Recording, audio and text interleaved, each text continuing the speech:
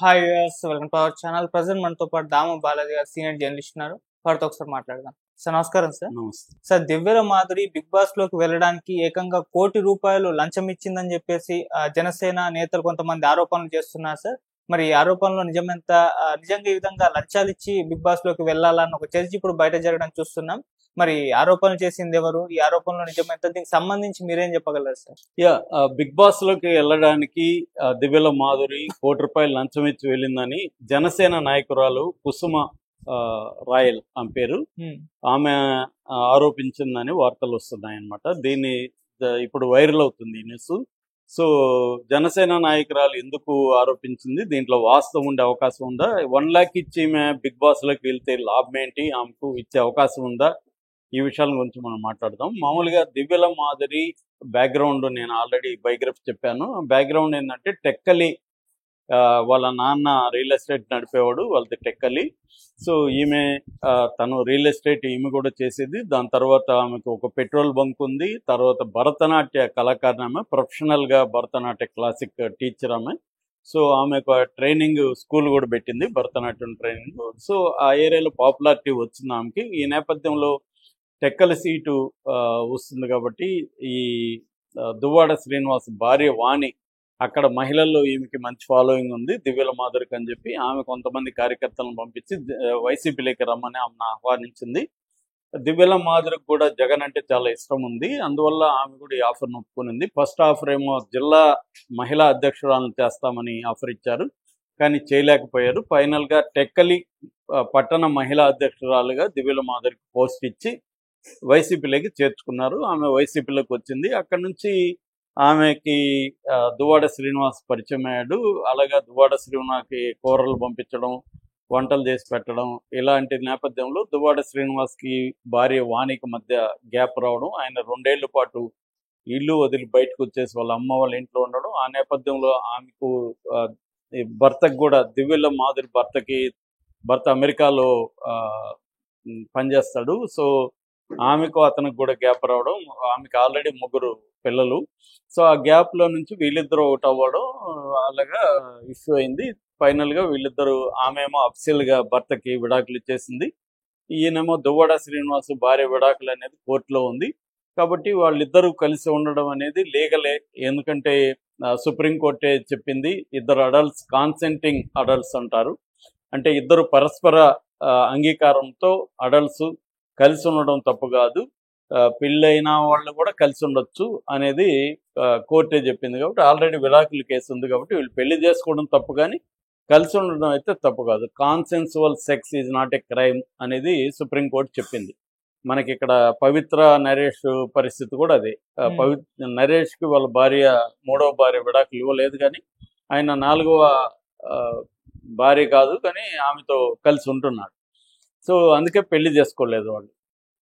So ఈ నేపథ్యంలో ఏమైందంటే దువ్వాడ శ్రీనివాసు, దివ్యల మాధురి గతంలో జనసేన వాళ్ళతో అనేక సార్లు గొడవలు పడ్డారు, తెలుగుదేశం వాళ్ళతో పడ్డారు. ముఖ్యంగా పవన్ కళ్యాణ్ 3 పెళ్లిళ్ళ గురించి కూడా దువ్వాడ శ్రీనివాస్ అనేక సార్లు కామెంట్ చేశారు. అందుకని ఇప్పుడు జనసేన వాళ్ళు వీళ్ళిద్దరి మీద టార్గెట్ చేసి మాట్లాడుతున్నారు. నిజానికి వైసీపీ నుంచి దువ్వాడ శ్రీనివాస్ని సస్పెండ్ కూడా చేశారు. ఇప్పుడు ఆయన వైసీపీలో, వీళ్ళిద్దరు కూడా వైసీపీలో అఫీషియల్గా లేరు, కానీ ఇప్పటికి కూడా మాకు వైసీపీ అంటేనే ఇష్టము, సస్పెండ్ చేసినా కూడా జగనే మా నాయకుడికి ఫీల్ అవుతామని అనేక సార్లు చెప్పారు.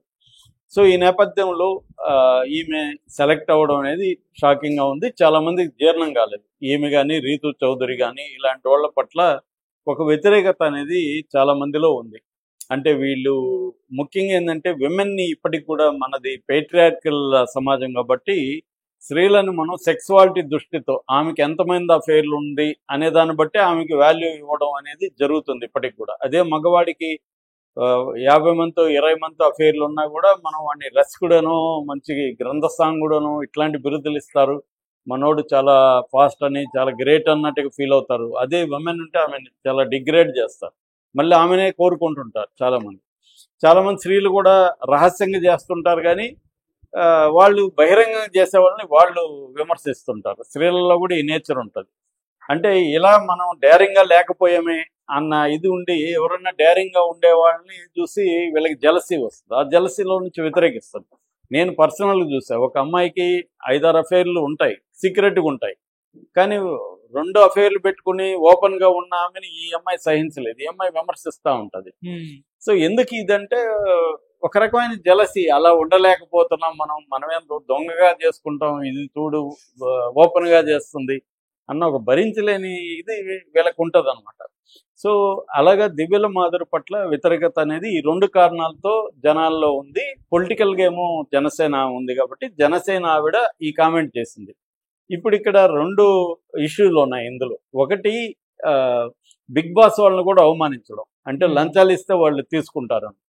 నిజానికి అది రాంగ్. ఎందుకు రాంగ్ అంటే లంచాలు ఇస్తే తీసుకొని వాళ్ళు చేస్తే ఆ షోనే క్రెడిబిలిటీ పోతుంది. ఒకటి ప్రూవ్ అయిందంటే కూడా ఇంకా జనం ఎవరు చూడరు. ఎందుకంటే సహజంగా సెలెక్ట్ చేసుకొని ఆ సహజమైన వాళ్ళు అక్కడ ఉంటేనే ఆ షోకి అది రియల్ అని నమ్మితేనే కదా షోకి మనం కనెక్ట్ అవుతాం. ఇదంతా ఫేక్ రా, డబ్బులు ఇచ్చి వచ్చారు ఇక్కడికి అనేసరికి అది పోతుంది. కాబట్టి వాళ్ళు చేయరు. ఎందుకు చేయరు అంటే ఫైనాన్షియల్ రీజన్, ఎకనామిక్ రీజన్ వల్లే చేయరు. నేనేదో మోరల్ అని చెప్పాల, మోరల్ ఎవడైనా డబ్బులు ఇస్తానని చేయొచ్చు. కాబట్టి అలా తీసుకునే ఇది ఉండకపోవచ్చు మ్యాక్సిమం. రెండోది వాళ్ళనే డబ్బులు ఇవ్వాలి. కాబట్టి ఆ షో నిర్వాహకులు లంచాలు తీసుకొని రికమెండేషన్లకు కానీ క్యాండిడేట్లను పెడితే కుదరదు. వాళ్ళు ఏంటంటే ఈ షో హిట్ కావాలంటే ఏ కైండ్ ఆఫ్ క్యాండిడేట్లు ఉండాలి అనేదే వారి క్రైటీరియా ఉంటుంది తప్ప వాళ్ళు అలా చేస్తారని నేను అనుకోవట్లేదు. అది వాళ్ళకి ప్రాబ్లం అవుతుంది. సో ఎందుకంటే ఆ షో బేసిక్ ఇవే దానికి వ్యతిరేకం అది. అందువల్ల వాళ్ళు లంచాలు తీసుకొని వీళ్ళని పెట్టుకుంటారనే దానికి ఏమీ బేస్ లేదు. ఈమె దగ్గర ఏమీ ఆధారాలు లేదు. కుసుమ రాయల్ అనే ఆమె జనసేన ఆవిడ ఒక రకమైన జలసీతో కానీ లేకపోతే వైసీపీ బ్యాచ్ కాబట్టి చెప్పుండొచ్చు తప్ప ఆమె దగ్గర ఏమైనా ఆధారాలు ఉంటే మనం మాట్లాడచ్చు. ఆమె బయట పెట్టలేదు ఆరోపణ. కాబట్టి దాంట్లో ప్రాబబిలిటీ పాసిబిలిటీ కూడా లేదనమాట. ఇక ఈమె ఎందుకు ఇస్తుంది? ఈమె గెలిస్తే ఇచ్చే అమౌంటే 50 లక్షలు అయితే ఆమె ఎందుకు ₹1 కోటి ఇస్తుంది అనే దానికి లాజిక్ ఏంటంటే కొంతవరకు లాజిక్ ఉంది. ఎందుకంటే ఆమెకి పొలిటికల్గా ఆస్పిరేషన్స్ ఉన్నాయి. దివ్యల మాధురి రాజకీయాల్లోకి మళ్ళీ వైసీపీలో యాక్టివ్ అవ్వాలని కోరుకుండొచ్చు. రేపొద్దున ఆమె టెక్కల్లో ఇంకెక్కడ సీటు ఎక్స్పెక్ట్ చేస్తుండొచ్చు. దానివల్ల ఆమెకి ఉమెన్లో ఓవరాల్గా పాపులారిటీ వస్తే అది హెల్ప్ అవుతుంది ఖచ్చితంగా. సో అది ఆమెకి హెల్ప్ అవుతుంది. రెండోది ఆమె బిజినెస్లు ఉన్నాయి. ఆమె ఈ మధ్యనే చందానగర్లో ఒకుల సిల్క్స్ అనే ఒక స్టోర్ కూడా, costly premium sari store open చేసింది. సో అది కూడా ఆమెకి హెల్ప్ అవుతుంది బిజినెస్కి కూడా. ఎందుకంటే పాపులర్ అయ్యే కొద్దీ సర్కిల్ పెరుగుతుంది. సర్కిల్ పెరిగినప్పుడు ఇంకా ప్రీమియర్ ₹1,00,000, 2,00,000, ₹5,00,000 శారీలు ఎక్కువగా ముడిపోతే ఆమెకి ₹1 కోటి ఇన్వెస్ట్మెంట్ అనేది వచ్చేస్తుంది. అదేం పెద్ద 100 మంది రేపు ఎక్స్ట్రాగా దీనివల్ల కొన్నారనుకో దాంట్లో మ్యాక్సిమం వచ్చేస్తుంది. కాబట్టి క్లయింటల్ పెరుగుకోవడానికి ఈమె పాపులారిటీ అంటే ఈమె బ్రాండ్ అంబాసిడర్గా తన ఒక స్టోర్ సక్సెస్ అయితే ఫ్రాంచైజీ కూడా ఇచ్చేయచ్చు. స్టేట్ వైడ్గా కూడా ఒకులా శారీస్ దివ్యల మాధురి అని పెట్టారంటే పాపులర్ ఈజీగా అవుతుంది. తను బ్రాండ్ లాగా. ఆయన ఎవరు గుండు బాస్ ఉన్నాడు కదా, తనే జ్యువెలరీస్ కి తనే బ్రాండ్ అంబాసిడర్ సక్సెస్ అయ్యాను. అలాగే రేపొద్దున దివ్యల మాధురి షాప్స్ మొత్తం 2 తెలుగు రాష్ట్రాల్లో ఫ్రాంచైజ్ ఇవ్వచ్చు. కాబట్టి ఆ రకంగా ఆమెకైతే హెల్ప్ అవుతుంది, నో డౌట్ అది. కాబట్టి ఆమె ఒకవేళ బిగ్ బాస్ వాళ్ళు తీసుకున్నటువంటి ఆమె ఇస్తుందనే దాంట్లో మనకేం ఆశ్చర్యం లేదు, ఇవ్వచ్చు. కానీ బిగ్ బాస్ వాళ్ళు తీసుకుంటారని అయితే నేను అనుకోవట్లేదు. ఎందుకంటే ఆ మోడల్లో అది అట్లా ఉంది కాబట్టి చాలా మంది ఇస్తారు. అట్లా అనుకున్నప్పుడు బిజినెస్ పీపుల్ చాలా మంది పాపులర్ అవుదామని ఇస్తారు కదా, అది లీక్ అయిపోయినప్పుడు క్రెడిబిలిటీ పోతుంది. కాబట్టి ఆ ఆరోపణలో నిజం ఉండే ఆస్కారం అయితే లేదు. చూడాలి ఏదన్నా. Okay sir, thank you so much.